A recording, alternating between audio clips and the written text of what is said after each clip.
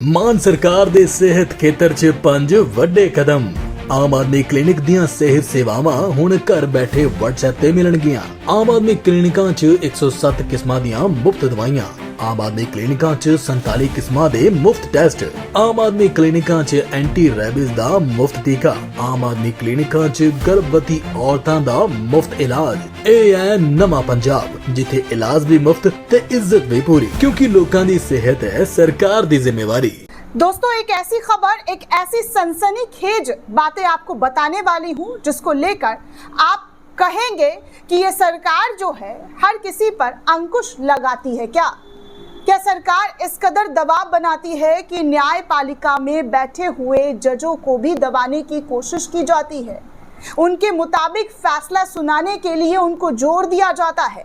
दरअसल दोस्तों, जस्टिस लोकुर का एक सनसनीखेज बयान आया है, जो कि मैं आपको हूबहू वैसे ही बताने वाली हूं जैसा जस्टिस लोकुर के जरिए कही गई है, कि कैसे जज मुरलीधर के फैसले से उनके ट्रांसफर के लिए सरकार का लगातार दबाव था। इतनी बड़ी बातें दोस्तों निकलकर सामने आई है और सरकार कहती है कि भैया हम किसी पर कुछ अंकुश नहीं लगाते हैं, और बार बार आपातकाल का याद दिलाया जाता है, आपातकाल डे बनाया जाता है। अब देखिए, जस्टिस लोकुर का जो बयान आया है वो कौन सा डे और कौन सा दिन याद कर दिलाता है, और क्या इसको नाम दीजिएगा, हमें कमेंट करके ज़रूर बताइएगा। लेकिन उससे पहले दोस्तों, वीडियो को हर अपने जान पहचान के लोगों को शेयर कीजिए, ज़्यादा से ज़्यादा शेयर कीजिए, ताकि आप भी जागरूक बने, आप भी लोगों को बताएं कि क्या और किस तरीके की स्थिति देश में दिखाई दी जा रही है। मीडिया वाले आपको नहीं दिखाते हैं ये खबर। ये क्या बीजेपी से रिलेटेड, सत्ता से रिलेटेड कोई खबर आजकल नहीं सुर्खियां बनती है। कल देखिए कितना बड़ा घोटाले का एक रिपोर्ट दैनिक भास्कर के जरिए शेयर किया गया। किसी चैनल पर क्या डिबेट हुआ? किसी चैनल पर बैठाकर पूछा गया सरकार से सवाल? नहीं होता है भाई साहब, अब ऐसा कुछ नहीं होता। अब खोजी पत्रकारिता के नाम पर सिर्फ और सिर्फ बंदर बांट और मुर्गा लड़ाया जाता है। लोगों को सिर्फ और सिर्फ उकसाया जाता है, 4 हिंदू इधर, 4 मुसलमान इधर, और फिर लड़िए आपस में, दीजिए दोनों एक दूसरे के धर्म को खूब कोसिए, बस यही चलता है। लेकिन जो हकीकत है, जो सच्चाई है, वो हमारा कर्तव्य है कि हम आपको दिखाएं और आपको एक जागरूक पत्रकार के तौर पर ये बताएं कि देखिए क्या और किस तरीके की स्थिति हमारे देश में दिखाई और सुनाई दे रही है। दरअसल दोस्तों, सत्य हिंदी की ये आर्टिकल कहती है कि जजों के ट्रांसफर के लिए सरकार कितना दबाव डालती है। इस पर सुप्रीम कोर्ट के पूर्व जज मदन बी लोकुर ने चौंका देने वाला खुलासा किया है। उन्होंने दावा किया है कि केंद्र सरकार ने दिल्ली उच्च न्यायालय के तत्कालीन जज जस्टिस एस मुरलीधर के उनके फैसले के लिए स्थानांतरण के लिए सुप्रीम कोर्ट के कॉलेजियम पर बार बार दबाव डाला था। उन्होंने ये भी दावा किया है कि उनके विरोध के कारण ट्रांसफर नहीं हो सका। जस्टिस लोकुर और जस्टिस AK सीकरी के रिटायरमेंट के बाद जस्टिस मुरलीधर का ट्रांसफर कर दिया गया। ये ट्रांसफर आधी रात को तब किया गया जब जस्टिस मुरलीधर ने 2020 के दिल्ली दंगों से संबंधित एक अहम आदेश दिया था और सरकार को ये आदेश पसंद नहीं आया था।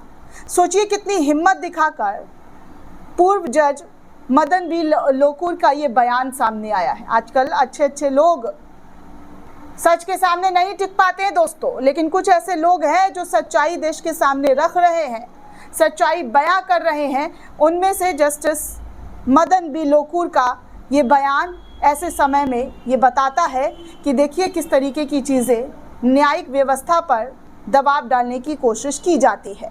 फरवरी 2020 में उत्तर पूर्वी दिल्ली में सांप्रदायिक दंगे भड़के थे। इसमें कई लोग घायल हुए और जान माल की भारी नुकसान भी हुआ था। आप सभी को पता है दिल्ली दंगा के बारे में।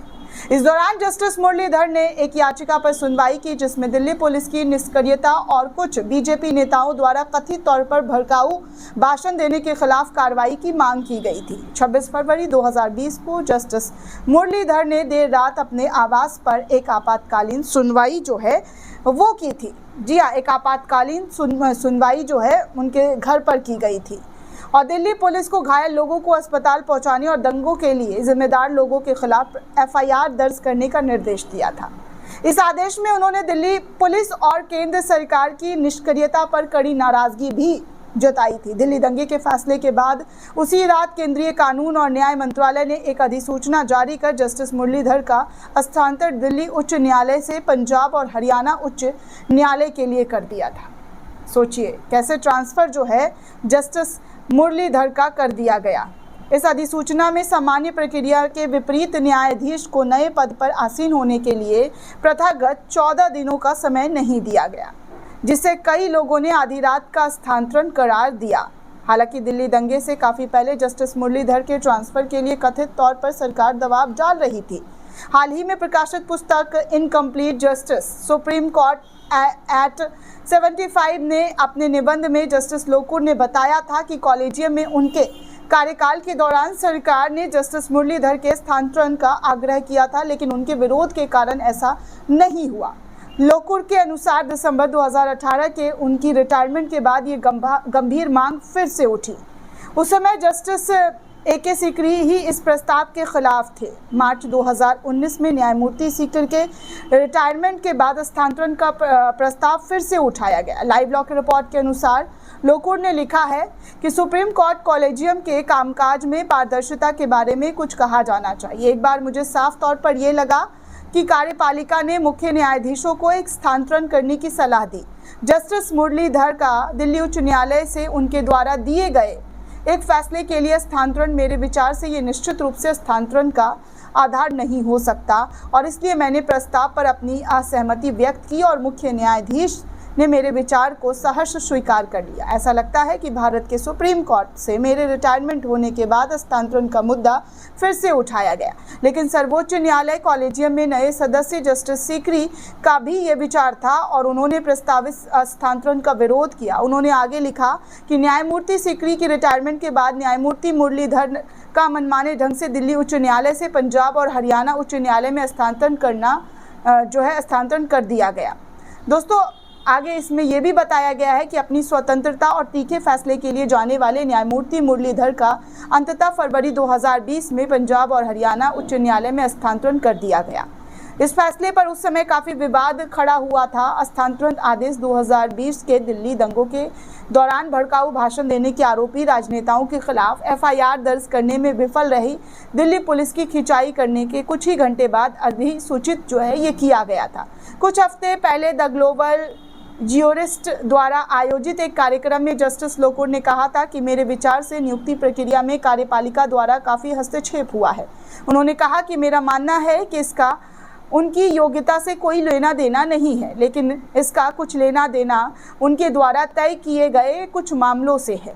उन्होंने कहा कि अगर जजों की नियुक्ति प्रक्रिया कार्यपालिका के हाथों में है तो एक तरह की शरारत हो सकती है।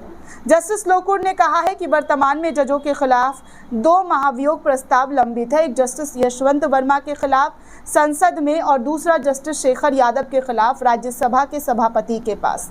उन्होंने कहा, मुझे लगता है कि देश के इतिहास में पहली बार है जब 2 महाभियोग प्रस्ताव पेंडिंग पड़ा है। हमें बहुत सावधान रहना होगा कि हम किसी तरीके से लोगों को नियुक्त करते हैं और दूसरे जजों पर निगरानी रखनी होगी ताकि इस तरीके की घटनाएं ना हो। जजों के तबादले के बारे में भी उन्होंने कहा कि ऐसी स्थिति है जहां जज बिना किसी कारण के इधर उधर तबादला उनको दे दिया जा रहा है। दिल्ली के हाल ही में जस्टिस एस मुरलीधर के अनुभव से गुजरना पड़ा। हर कोई जानता है कि ये 2020 के दौरान हुआ। एक आदेश पारित करने के लिए जो किसी कारण से सरकार को पसंद नहीं आया और उनके साथ इस तरीके का व्यवहार किया गया कि उनको उनका ट्रांसफ़र कर दिया गया।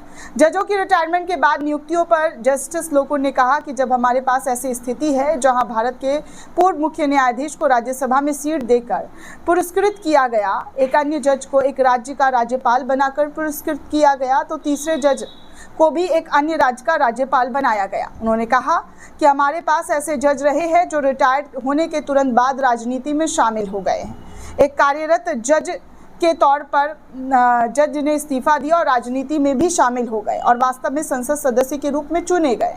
हमें चीज़ों को ठीक करने की ज़रूरत है, नहीं तो आने वाला वक्त और भी ज़्यादा खतरनाक हो सकता है। जस्टिस लोकुर का ये खुलासा भारतीय न्यायपालिका में कार्यकारी हस्तक्षेप और कॉलेजियम सिस्टम की अपारदर्शिता के गंभीर मुद्दों को उजागर करता है। जस्टिस मुरलीधर जैसे स्वतंत्र और साहसी न्यायाधीशों के स्थानांतरण न केवल न्यायपालिका की स्वायत्तता पर सवाल उठा रहे हैं, बल्कि आम जनता के बीच न्याय प्रणाली में विश्वास को भी प्रभावित कर रहा है और इससे आम लोगों का, जी हाँ, आम लोगों का विश्वास न्यायपालिका से डगमगा रहा है। अब आप सोच सकते हैं कि न्यायपालिका में अगर इस तरीके की चीज़ें हो रही है तो ये कितनी डरावनी है, कितना खतरनाक है, इसको रुककर सोचने की ज़रूरत है। दोस्तों, इस पूरे रिपोर्ट को लेकर आप क्या सोचते हैं, आपकी क्या प्रतिक्रिया है, हमें कमेंट करके ज़रूर बताइएगा। साथ ही साथ चैनल को ज़्यादा से ज़्यादा लाइक, शेयर और सब्सक्राइब करना बिल्कुल भी ना भूलें। शुक्रिया दोस्तों।